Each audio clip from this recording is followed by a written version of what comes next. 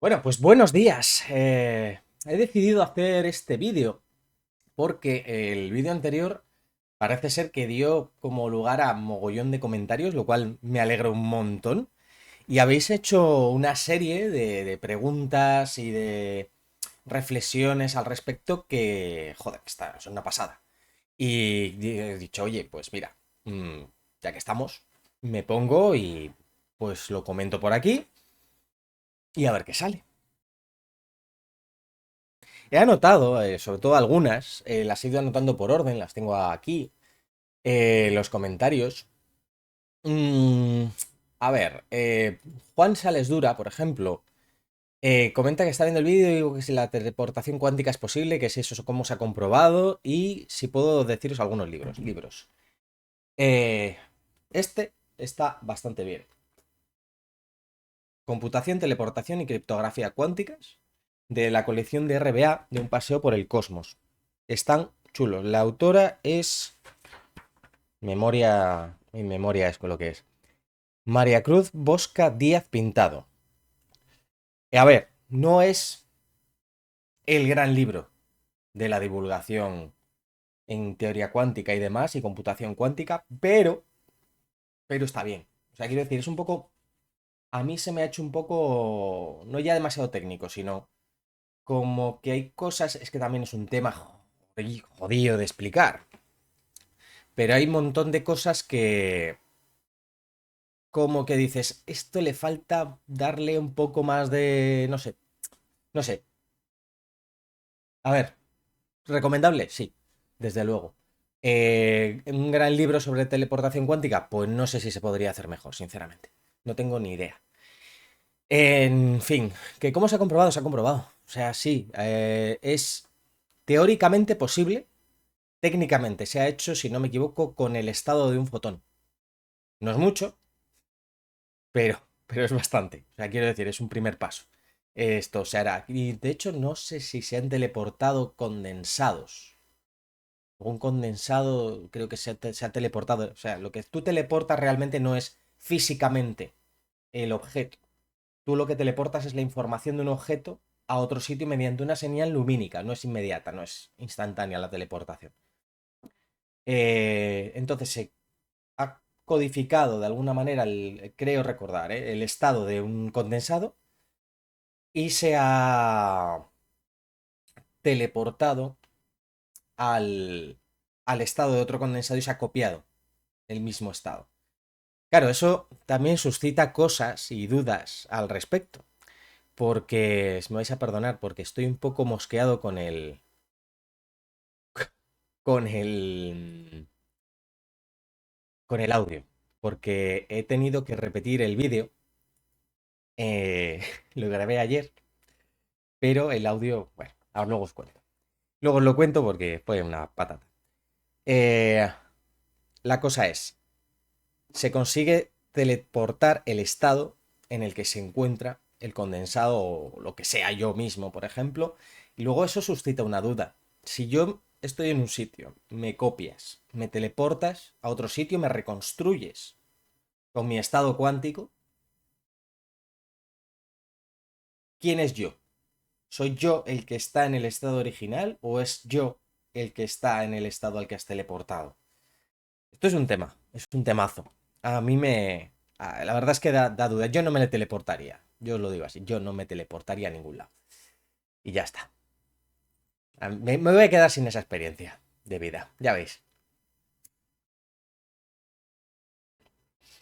Pues lo que me pasó con el vídeo anterior fue que me puse ayer por la tarde, como os dije, a grabarlo para hacer esto, para contestar vuestras respuestas.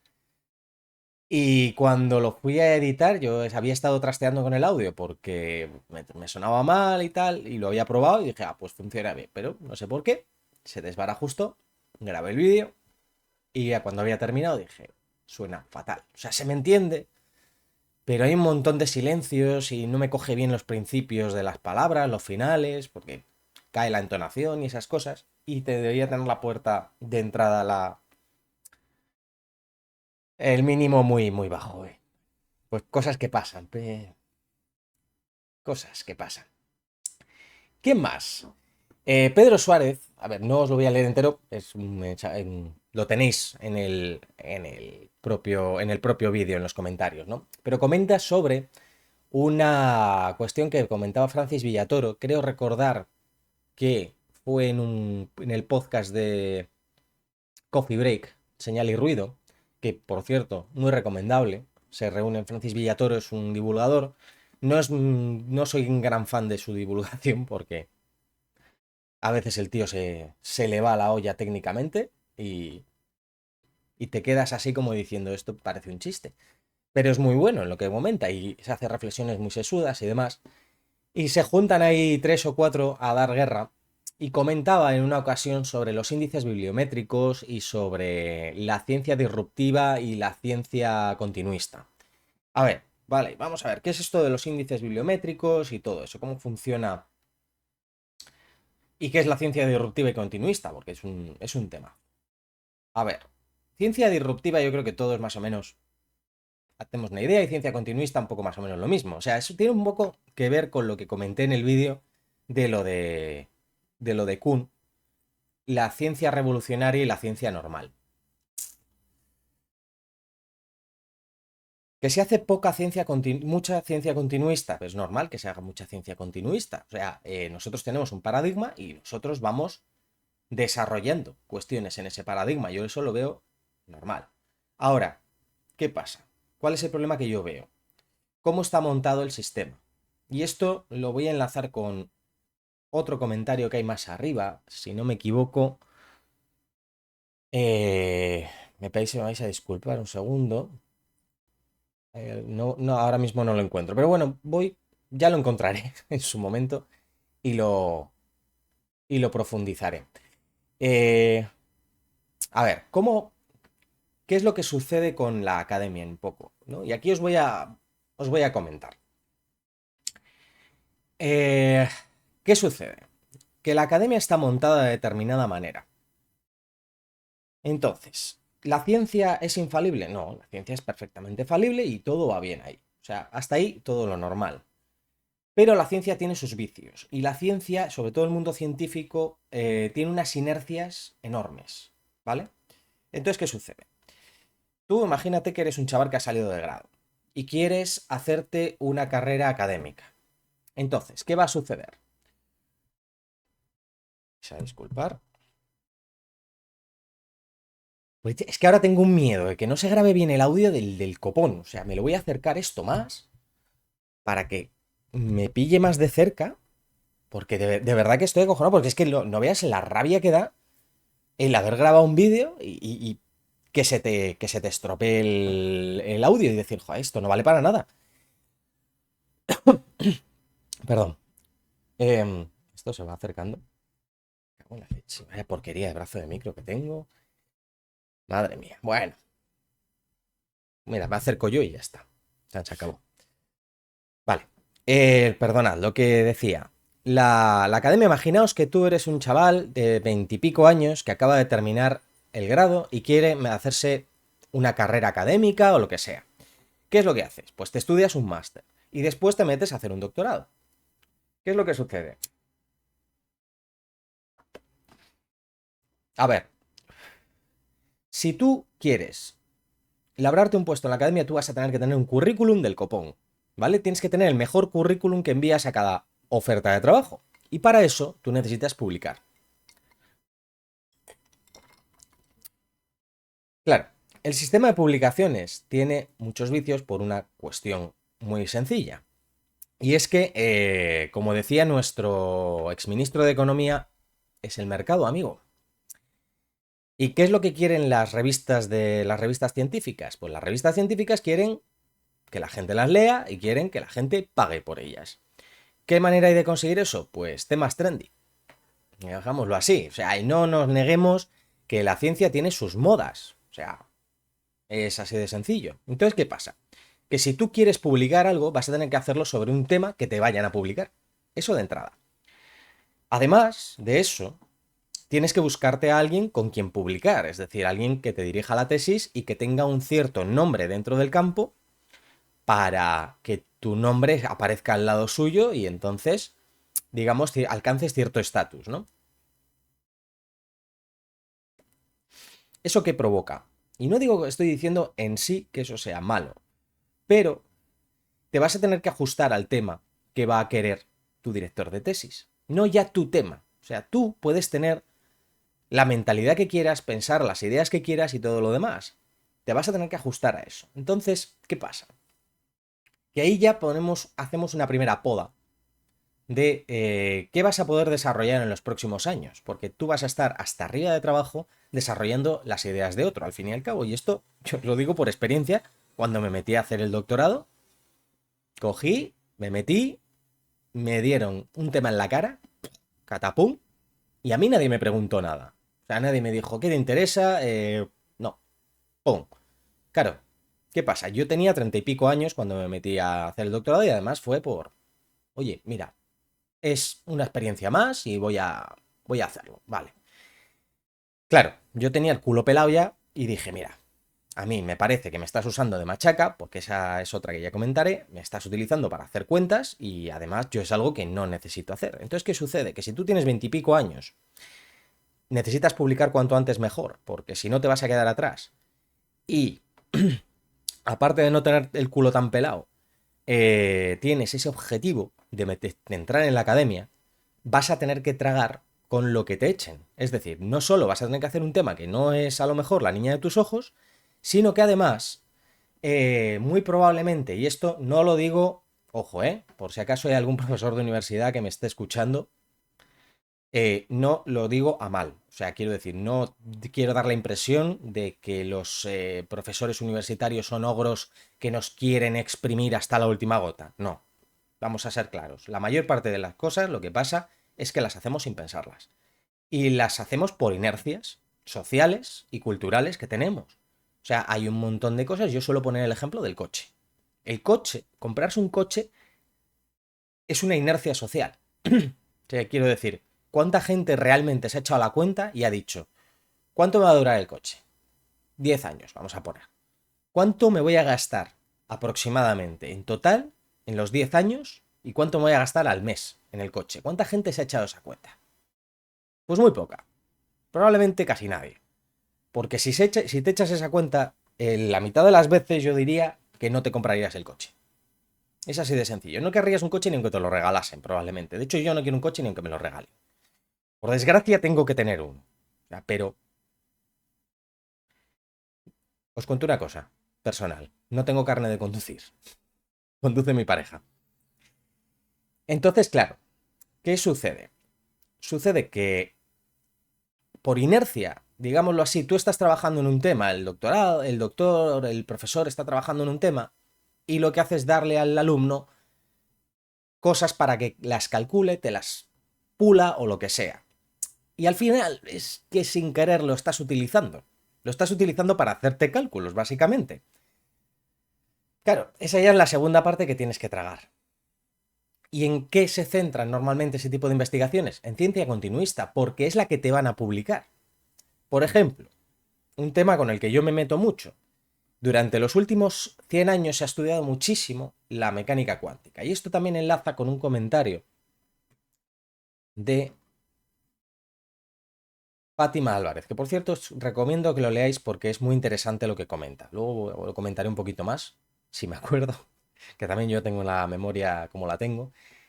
Eh, que comenta sobre intentar racionalizar todo y que los pensadores que han cambiado los paradigmas han sido pensadores más bien intuitivos. Estoy bastante de acuerdo. Entonces, comentaba, se me dio la pinza. A ver, sí, continuista y disruptivo y una cosa que, por ejemplo, a mí me escama mucho.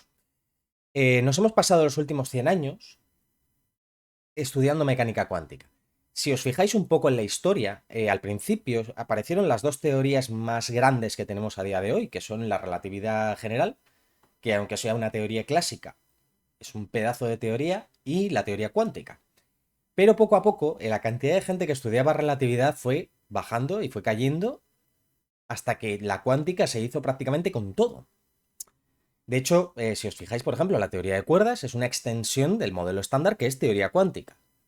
O sea, La supersimetría, más o menos lo mismo, lo que pasa es que después le montan encima también a la relatividad general supersimetría. Todo un movidón. Lo que sucede con esto es que se hizo ciencia al estilo de Copenhague, se hizo cuántica al estilo de Copenhague, es decir, sin interpretar nada. Este es el marco matemático, pum, seguimos para adelante. ¿Qué pasó? Que funcionó y como decían, es el mercado, amigo, y lo que da dinero da inversión y lo que da inversión da más dinero. Entonces, ¿qué ha pasado? Que se ha centrado muchísimo en desarrollar la cuántica. Pero, si os fijáis, hay muy poco que se haya dedicado a los fundamentos. Es decir, tenemos una teoría cuántica que funciona muy bien, pero realmente hay muy pocos estudios que se centren en interpretar qué es lo que tenemos ahí o si podemos tener una teoría más profunda. De esto también me gustaría hablar en su momento, pero es todo un temazo complicadísimo. ¿Pero por qué no se ha hecho eso? Pues básicamente porque el otro ya daba dinero y era lo que se publicaba. De hecho, a día de hoy, si uno quiere publicar en Fundamentos de la Mecánica Cuántica, eh, tiene dos cosas. Uno, que es la forma más rápida de cargarte tu carrera académica en física. Y dos, que solo vas a poder publicar probablemente en revistas de filosofía. O sea, generalmente, de hecho, los que se dedican a los fundamentos de la mecánica cuántica no trabajan en departamentos de física, trabajan en departamentos de filosofía. ¿Eso es bueno? Yo diría que no. O sea, quiero decir, aquí comenta Pedro una cosa que es verdad, que es que si se hiciese mucha ciencia disruptiva, es como si estuviésemos dando palos de ciego, ¿correcto? Pero ¿qué sucede? Que el sistema está montado de tal manera que le capa muchísimo al poder hacer ciencia disruptiva. O sea, el sistema es un embudo muy estrecho, el sistema académico. Entonces, ¿hasta qué punto eso es bueno? O sea, está bien que la ciencia, yo soy de la opinión de que la ciencia tiene que ser conservadora en el sentido de esto es lo que funciona y ya puedes tener muy buenas pruebas de que lo que estás proponiendo que va en contra un poco del paradigma que tenemos, funciona y va bien. Vale, hasta ahí yo estoy completamente de acuerdo. Pero claro, dame la oportunidad de poder demostrarlo. Es decir, no me eches directamente del mundo académico y me impidas la posibilidad de desarrollar una carrera académica porque esté intentando hacer ciencia disruptiva, que es un poco lo que sucede, que es que no hay una manera, ¿vale? O sea, quiero decir, un chaval de 25 años que puede ser un puñetero genio, eh, se mete a hacer un doctorado porque quiere estudiar los fundamentos de la mecánica cuántica y ya se tiene que ir a un departamento de filosofía. O sea, ya no puede hacerlo desde un departamento de física porque ¿quién se dedica a ello? Y es que además se nota muy bien, yo creo que es un síntoma de lo que estoy diciendo. ¿Quién se dedica a los fundamentos de la mecánica cuántica? El que puede. Es decir, grandes popes de la física que han trabajado durante toda su vida y se han labrado una carrera académica del copón y que ya literalmente pueden hacer lo que les salga del pepe, o sea, literalmente puede ese tío o esa tía puede coger y decir, pues me voy a poner a estudiar el, los berberechos monteses. Y del departamento le van a decir, pues no me gusta, pero es que no te puedo echar porque es que eres uno de los grandes. Entonces esa peña coge y dice, pues hago lo que me sale de las narices y efectivamente se dedican a estudiar los fundamentos de la mecánica cuántica. A mí eso me dice mucho. A mí eso ya me dice muchísimo sobre cómo está organizado todo. A ver, ¿qué más tenemos por aquí? Mm. Erix Monteza me comenta que si está bien lo que ya comenté en el primer vídeo, es estudiar leyendo a los clásicos, que es que si tú, para estudiar, por ejemplo, termodinámica, es mejor estudiarlo en base a cómo se estudiaba en aquel entonces para tener una visión de qué ideas había entonces, o es mejor estudiarlo como lo entendemos ahora. Creo que ya lo comenté en el vídeo, pero lo repito, lo aclaro. Si tu intención es tener una perspectiva histórica, por supuesto, estúdialo como se estudiaba en aquel entonces. Claro que sí, te va a dar la idea y te va a dar la noción de cómo pensaban en aquella época. Ahora, Si tu intención es aprobar la asignatura de física o de termodinámica, olvídate. O sea, olvídate, porque el sistema, lo que digo, no está hecho para que tú realmente aprendas física, está hecho para que apruebes unas asignaturas. Y lo mismo pasa en un instituto, o sea, quiero decir, yo me planto en un segundo de bachillerato, que es el último curso de la carrera, y yo tengo dos opciones. O sea, yo me planto el curso, la opción ya la tengo tomada, pero digámoslo así, tengo ahí la dicotomía. O os enseño física, por un lado, y además es un curso estupendo porque se da electromagnetismo, gravitación, cuántica, física nuclear, relatividad, o sea, el temario es precioso, realmente es un año en el que si te permitiese darlo como tú quieres darlo, se aprendería muchísima física y realmente la gente que quiere hacer físicas por una vez en su vida vería las cosas como se ven en física. O, por otro lado, apruebas el examen de selectividad para entrar en la universidad y estudias lo que quieres. Yo tengo la respuesta ya decidida. Yo voy a hacer que intentes aprobar ese examen. Y además ese examen es sota, caballo y rey. Es hacer 3 ejercicios y a correr. Además 3 ejercicios tipo, que son siempre iguales. ¿Qué tengo que hacer durante el año? Tengo que conseguir que tú estudies lo que quieras hacer para que no seas un miserable. Porque puedo hacer que ames la física, perfecto, o puedo hacer que hagas lo que quieras con tu vida. Pues yo prefiero la apuesta de que hagas lo que quieras con tu vida, sinceramente. Entonces, ¿qué sucede? Pues que en la universidad pasa un poco parecido. Yo suelo recomendar los libros de Feynman de las lecciones de física, sí, para el que ya no tiene que estudiar la asignatura de física. Porque son libros con los que vas a aprender muchísimo, pero no son libros con los que vayas a probar la asignatura. Entonces, está bien para un verano, pues cogerte y, si te quedan ganas, estudiarlo. Ya está. Y con esto lo mismo. Luego pasa que con la termodinámica es una asignatura que yo he tenido una relación de amor-odio durante toda mi carrera. Porque al principio no me gustaba nada, pero después, cuando di física estadística, me gustó muchísimo, pero seguí odiando la termodinámica en sí. Y ahora, luego la dejé olvidada y ahora estoy viendo la tremendísima importancia que tiene la física estadística. O sea, yo, si os puedo recomendar que os centréis en una asignatura, aunque digáis, esto no me va a valer para nada, creedme, la física estadística os va a valer para muchísimo. O sea, es la leche lo que os va a servir.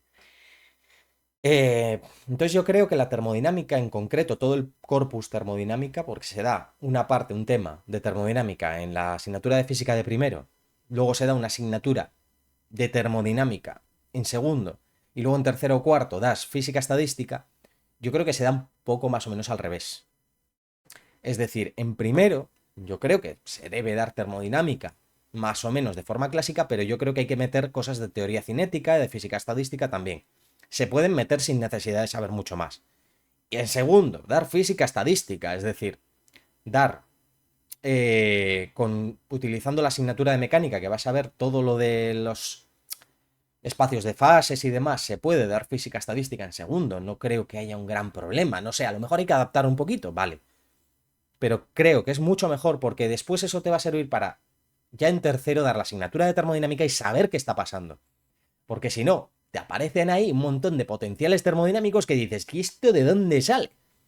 O sea, sí, hay una deducción matemática rigurosa y estupenda, pero ni tienes el manejo matemático suficiente, ni tienes la intuición que te va a crear la física estadística. Pero es que casi todo el sistema académico español está montado de esa manera. O sea, me explico.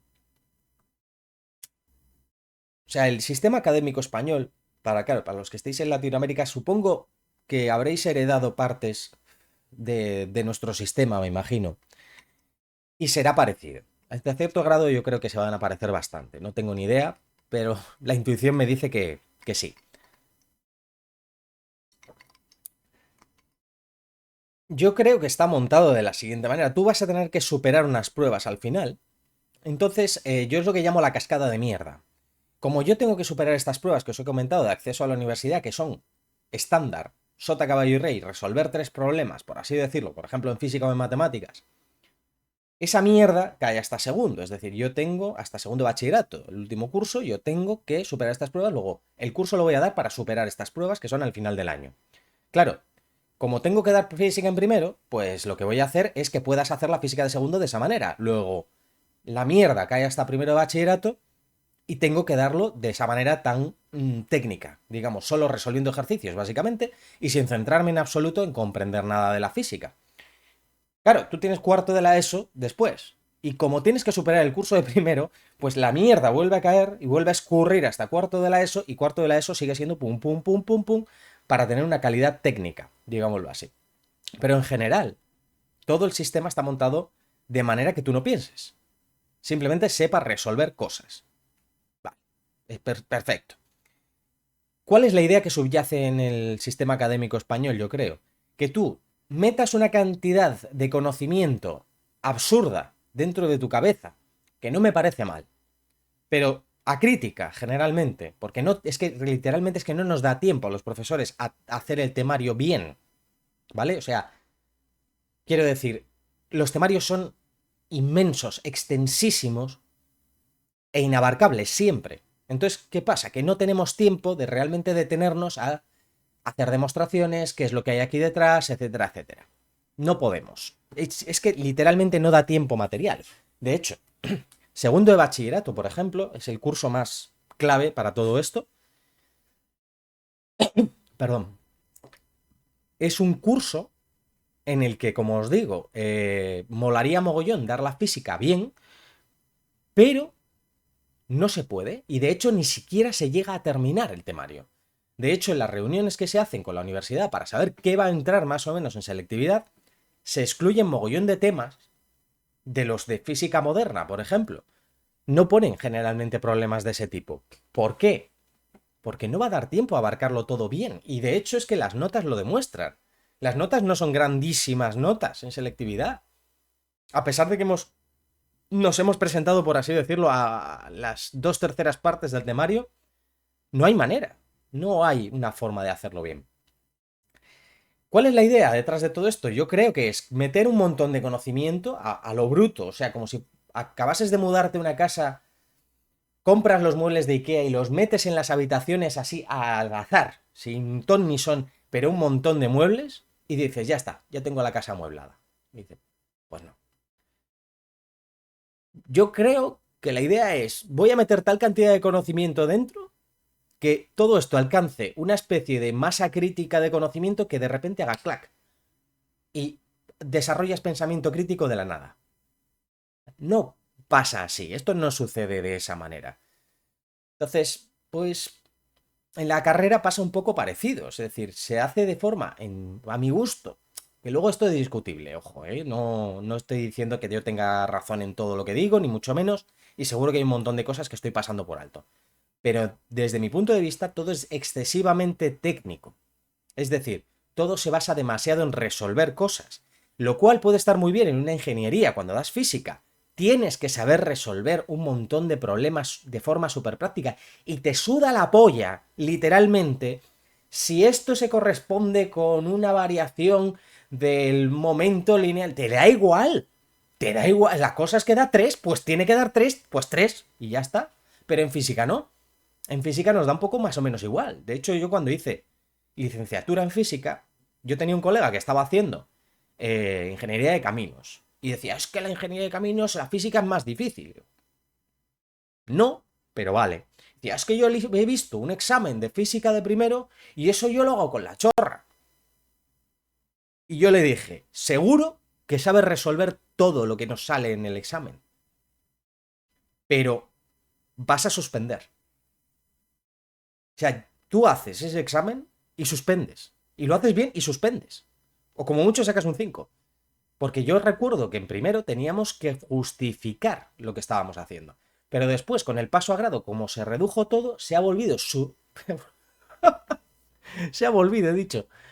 Se ha vuelto súper técnico todo y ya no hay una reflexión. De hecho, tampoco la había en la mayor parte de las asignaturas. Yo recuerdo esa una asignatura de física de primero con mucho apego y mucho afecto, porque sí que había un poco más de reflexión al respecto. Entonces, eh, eso de aquellos polvos, estos lodos, ¿vale? O sea, después el sistema académico está como está y funciona como funciona. A ver, a ver.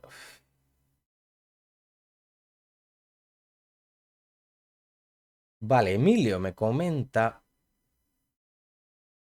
que me quedo con hacer información. Sí, me pregunta un poco sobre los modelos emergentes, que a partir de cuánta esto tenemos, habría gravedad cuántica y demás, o sea, cómo emerge la gravedad. Yo, no, sinceramente, si lo supiera tendría un premio Nobel. Ya está. Sí veo ideas que son muy interesantes. Por ejemplo, Son Carroll es, muchos lo conoceréis, un físico eh, que hace bastantes cosas. Esperad un segundo porque aquí tengo. Es un físico teórico que hace bastantes cosas de divulgación. De hecho, está haciendo una serie de libros que... Sí, tengo por aquí. De hecho,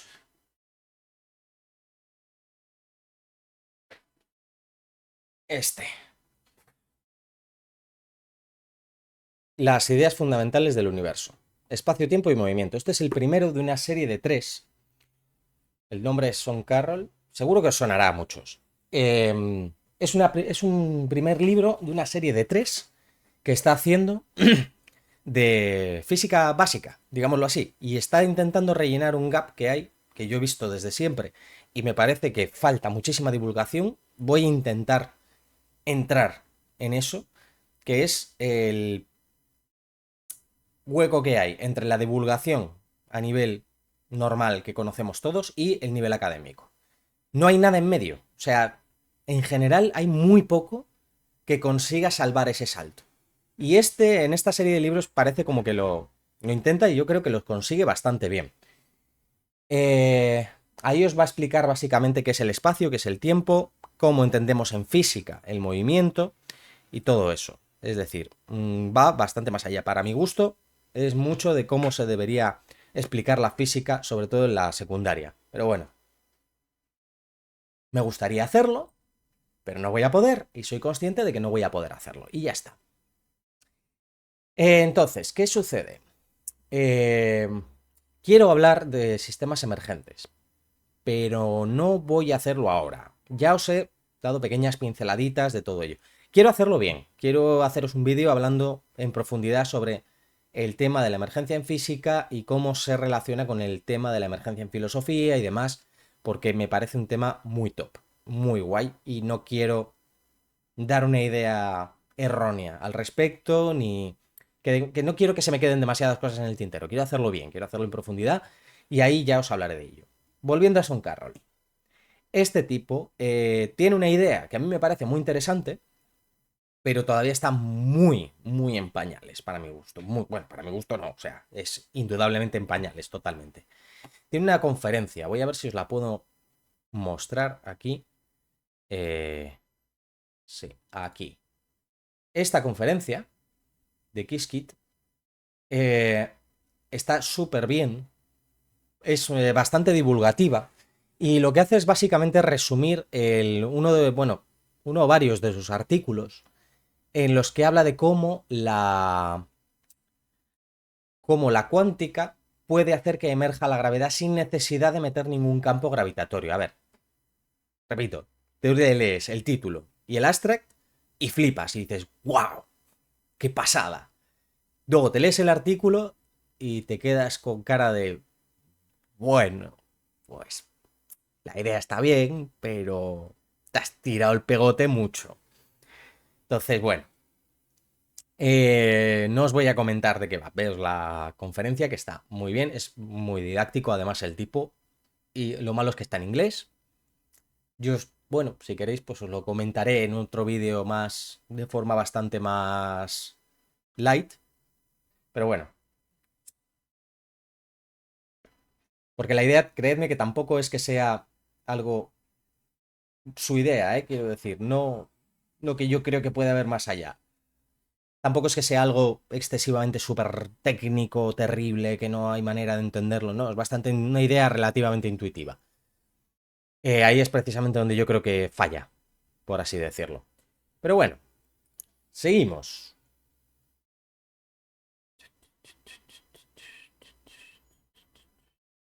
Sí, aquí Fátima Álvarez comenta una cosa que ya os he comentado, que es sobre pensamiento intuitivo y el pensamiento racional. Y, por ejemplo, nos comenta, por cierto, os recomiendo que os leáis esta reflexión suya, está súper bien.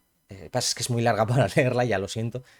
Eh, Básicamente, viene a decir que pensadores como Newton, Einstein, Planck, Bohr eran pensadores más intuitivos. Sin embargo, pensadores del último siglo como Hawking, o yo diría Feynman, por ejemplo, porque, bueno, de Feynman también me gustaría, es que hay tantísimos temas, que luego al final los tengo apuntados, ¿eh? O sea, yo los apunto y voy haciendo. Pero hay tantísimos temas de los que me gustaría hablar, que es la leche.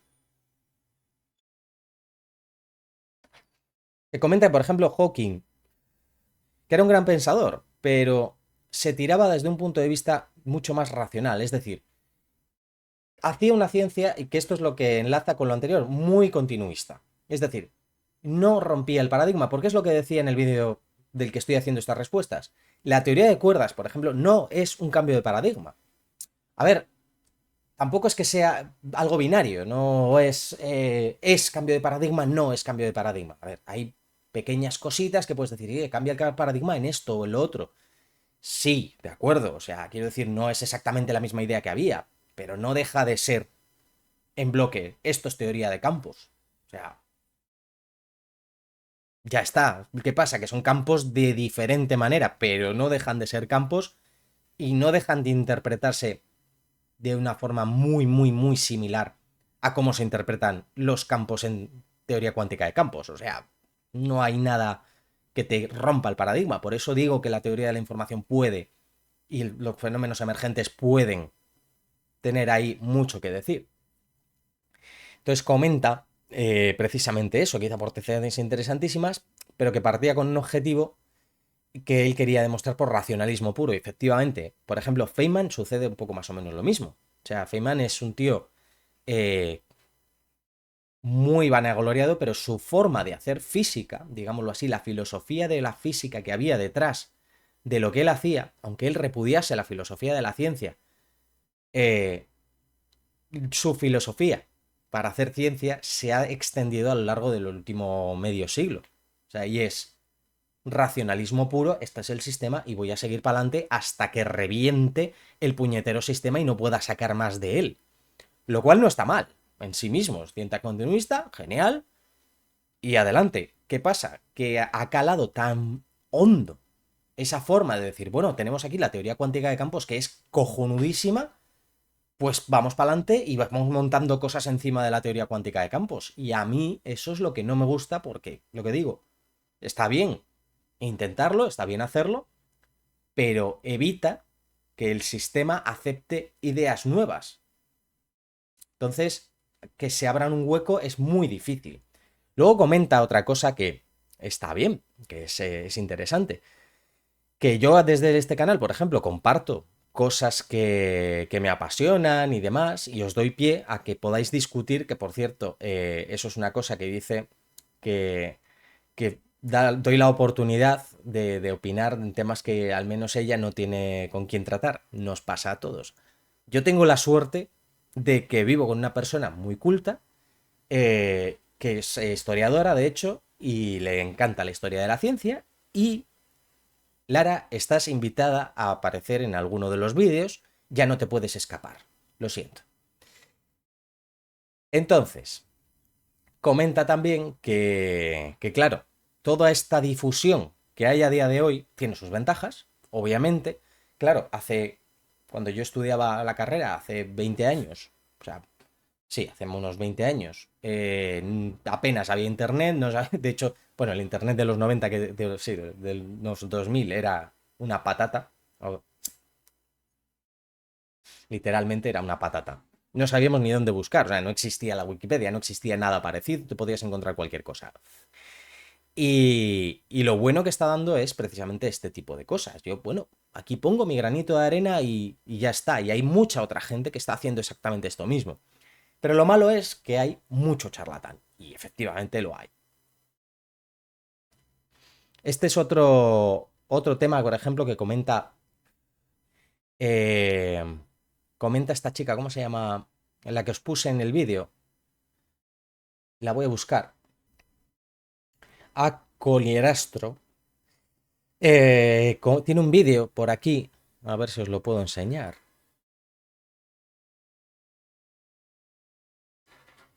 Tiene varios, tiene varios. ¿Dónde está? ¿Dónde está? ¿Dónde está? Crackpots. Aquí. Physics Crackpots. A Theory. Estos dos vídeos están muy bien.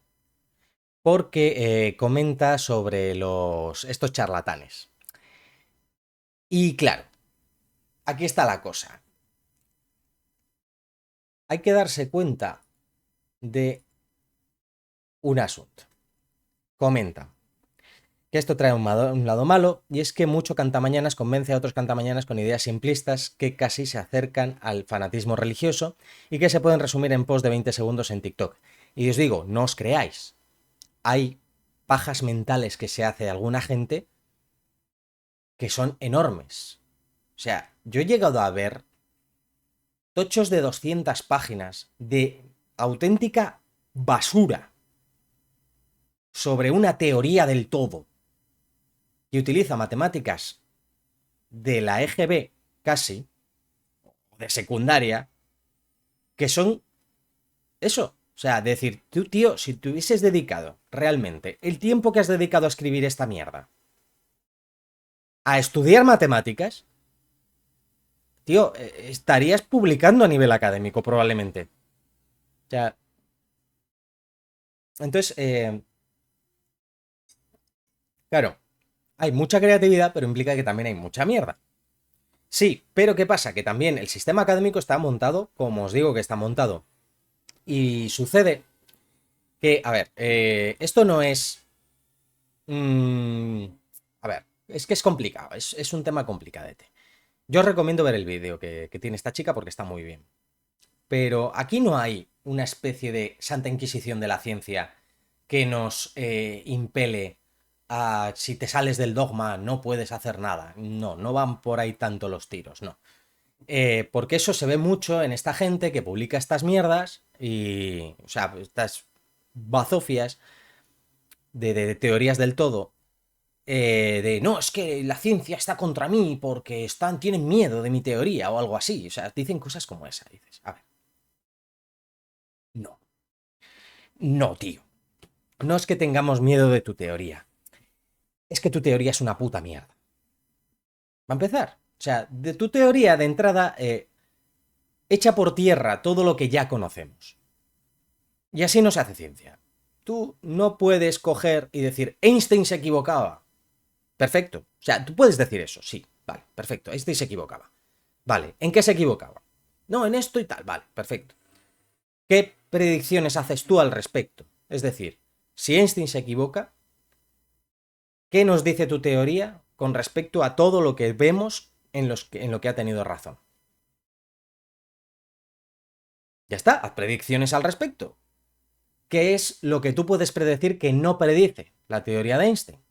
Que pueda medir. Porque claro, si no puedo medirlo, nos vamos a la mierda. Eso ya no es ciencia. Si yo no puedo falsarlo, no es ciencia, ya de entrada. Eso ya lo he comentado.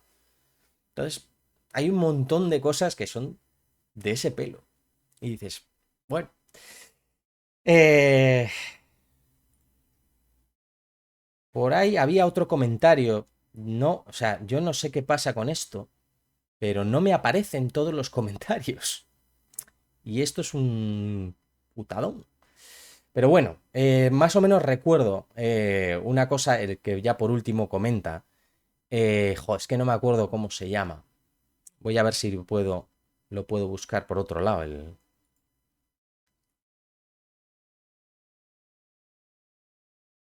Ah, sí. Miamiflare 150, que comenta que sí, que cree que tengo un poco en alta estima a la ciencia. No, tengo pensado otro vídeo con respecto que le voy a dar hasta en el cielo de la boca. O sea, no temáis. No tengo yo precisamente a la ciencia como una mejor forma de conocimiento que cualquier otra. O sea, eso es una cosa que para mí no funciona de esa manera. Es decir, para mí la ciencia es una forma de conocimiento más, ¿vale? De acuerdo que es una forma de conocimiento objetivable y es una forma de conocimiento que nos ha dado cosas maravillosas y nos ha permitido duplicar literalmente nuestra esperanza de vida en los últimos 100 años y es algo increíble, genial. Hasta ahí, bien. Pero como forma de conocimiento en sí, es otra forma de conocimiento y ya está. O sea, si tu objetivo es hacer un cohete, la ciencia te va a hacer un gran favor. Y es la mejor forma de conocimiento que puedes hacer, que puedes tener para fabricar ese cohete que llegue hasta la luna o lo que quieras. Perfecto. Tu objetivo es ese, la ciencia. Tu objetivo es que sea bonito, la ciencia no te va a ayudar. O sea, en general, no. Te va a ayudar el arte. De hecho, durante la pandemia nos dimos cuenta, yo creo y espero, por lo menos yo, me di cuenta de una cosa interesante. Y es mucha ciencia. Y vale, la ciencia nos ha desarrollado la vacuna, etcétera. Pero lo que nos ha salvado de no volvernos como unas maracas, porque muchos acabaron también como unas maracas durante el confinamiento, fue precisamente las humanidades, el arte. O sea, el cine, todo el cine que vemos, los videojuegos, los libros, la música. O sea, tú elimina todo eso de nuestra cultura y te quedas, o sea, te digo yo que en menos de 2 semanas estamos dándonos de hachazos. O sea, literalmente. Y luego hay otra cosa muy interesante también. Por ejemplo, esto lo dice mucho Lara, precisamente. Sí, la ciencia va a hacer que tú vivas más tiempo, pero son las humanidades las que va a hacer que no seas un miserable. Porque son las únicas, o sea, saber historia es lo único que va a hacer que no votes a Hitler, básicamente. O sea, es así de sencillo. Entonces, ¿es una mejor forma de conocimiento? No, es una forma de conocimiento más que tiene sus objetivos. Igual que la literatura tiene sus objetivos, la pintura tiene sus objetivos, el cine tiene sus objetivos, etcétera. Eso no lo hace ni mejor ni peor, lo hace diferente y ya está. ¿Que es la única objetivable? Vale, pero eso en sí no la hace mejor per se. Al menos no desde mi punto de vista. Entonces comenta también, también en relación un poco con lo que decía antes, ¿qué sucede, por ejemplo?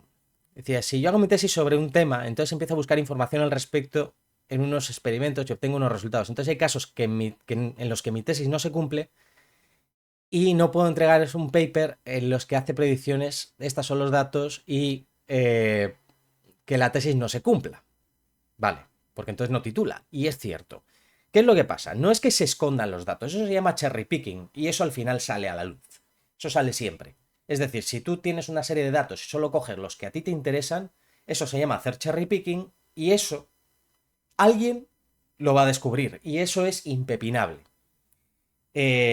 Ha pasado más veces y siempre, o sea, es que casi siempre se descubre, porque al final no eres el único que está estudiando ese tema, va a haber un montón de gente interesada en ello, va a leer tu estudio, van a ver los datos que tú no estás mostrando y van a decir, tío, esto está mal.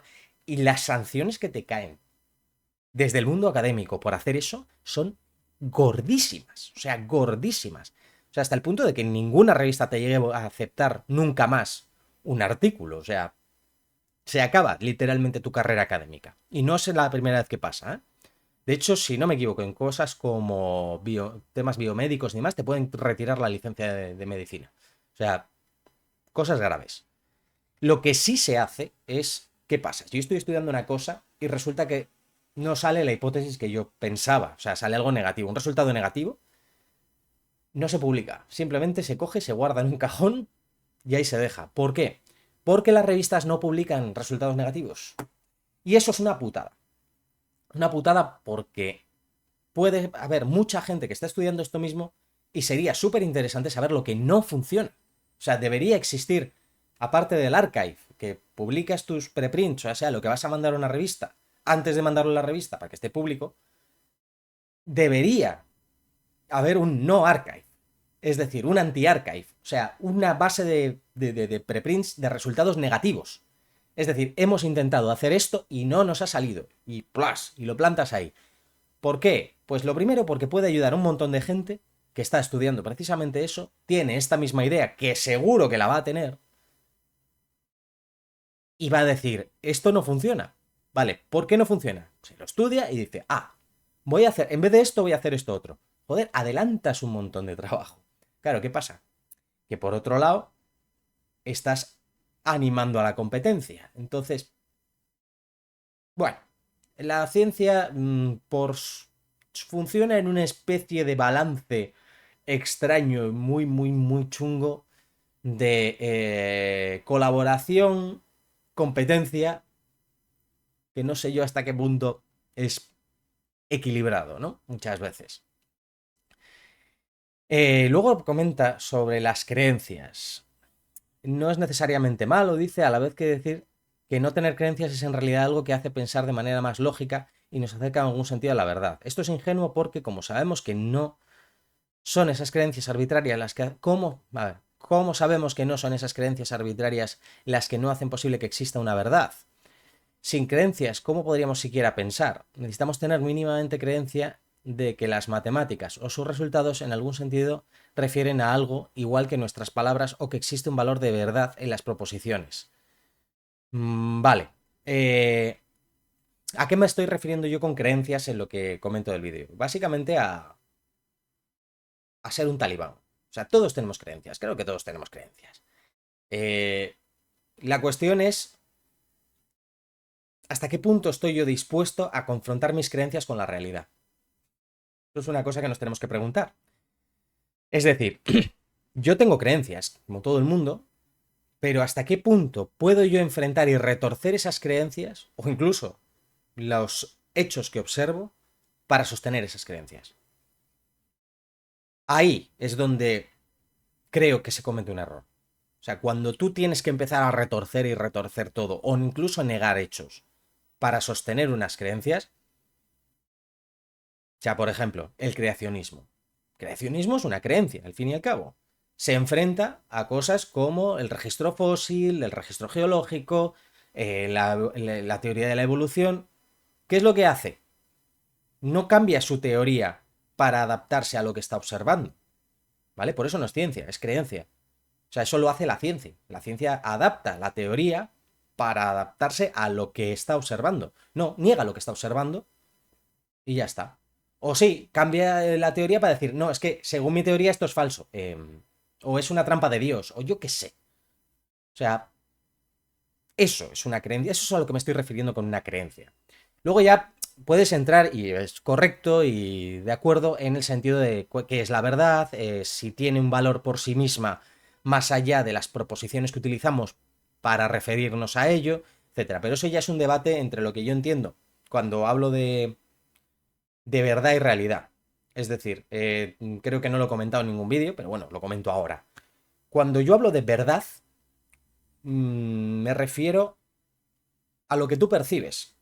Cuando hablo de realidad, me refiero a lo que hay debajo de tu percepción. Es decir, no sé si estáis familiarizados con Platón y el mundo de las ideas, ¿vale? Según Platón, existe un mundo maravilloso y perfecto que es el mundo de las ideas, digámoslo así, y para cada cosa, por ejemplo, este teléfono, hay un teléfono perfecto en el mundo de las ideas, que está ahí y es el teléfono perfecto, ¿vale? Y nosotros lo que tenemos es una copia mala del mundo de terrenal del teléfono, ¿vale? O sea, un poco así. Yo a lo que me refiero con la realidad es ese sustrato de mundo de ideas, la verdad para mí es el sustrato que nosotros vivimos. ¿Por qué lo distingo de esa manera? Por ejemplo, para hablar de mecánica cuántica. Eh, ¿Existe algo real más allá del sustrato matemático que tenemos? Eso es a lo que yo me referiría con la realidad, ¿vale? Algo real. Lo que nosotros manejamos a nivel matemático, de ecuaciones y demás, eso sería la verdad, ¿vale? La verdad es una aproximación a la realidad. Que luego ya podamos o no acceder a esa realidad es otra historia, o que exista o no es otra historia, porque puede existir la verdad sin existir la realidad. O sea, es un cacao mental importantísimo. Pero bueno, yo creo que con esto nos podemos quedar y espero haber contestado a vuestras preguntas y espero que pues que esto la verdad es que me ha gustado, ha sido algo divertido y nada, si tenéis más preguntas, como siempre, os animo a que lo comentéis y demás. De hecho, sería gracioso porque si comentáis mucho y tenéis muchas aportaciones y las hacéis en este vídeo, haré un vídeo contestando a las respuestas que di en el vídeo que hice comentando las aportaciones del vídeo original. Y podemos extendernos hasta el infinito haciendo aportaciones y vídeos respuesta, que sería algo genial, porque es una sucesión infinita de cosas y perfecto. Así que nada, espero que lo hayáis disfrutado y nos vemos.